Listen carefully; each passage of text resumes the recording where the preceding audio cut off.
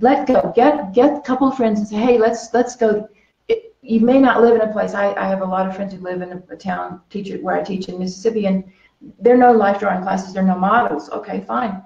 Get your friends together. It's tree day. Let's go draw trees. We're going to go draw tree gestures today. We're going to do 50 paintings this morning and then have this great lunch. Make it a wonderful event. Make it joyful, and get over the fear of DRAW. I mean, it's a scary word, and don't let it scare you. Let it not matter in the beginning. Loosen up your hand, get cheap paper. It doesn't take a lot of material. Just do it. So I was really tickled at my friend that had never drawn, and after drawing 20 drawings a day for a month, he was better. I was like, yeah. That really is. That's the essence, no doubt. Do it. Just do a lot of it. And those quick gestural drawings, they really will do wonders. You'll be amazed.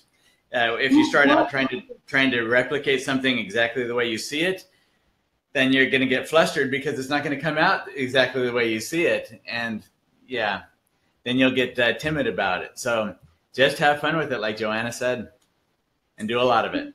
I think you wrote something recently, Bill, about forgive me, but Bob Ross. Remember he did that show, The Joy of Painting, and it may not have been. I think you wrote. I don't know if I can't remember. I think you did something fun about that, and it may not have been painting that you. I mean, oh please, but it was joy. And what I love about that whole thing, it was joy.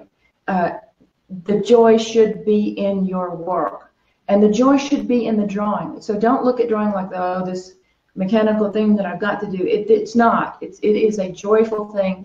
If you just like look at a flower and just feel the gesture, the line that runs through the middle of it, and you do that for days and days, and begin to feel the joy of it. Don't let it intimidate you. And like Bill said, don't go out there and copy the outline of something. That's not going to get you very far. So, and that joy that you feel is going to translate into your brush. That's going to go right into your brush. You're going to see tremendous improvement. You know, Steve Houston had a good tip about that. He uses, I don't have one right here, a Sharpie. He uses Sharpies, and he likes the ones that are almost dried out, because then you can build up slowly. You don't get this really dark mark right off the bat. And he uses those to draw with, and you can get very gestural with them. So something like that too can work well. But I love charcoal. There's Conti. There's so many different things that you can use. Vine charcoal is soft, but it makes a mark very quickly.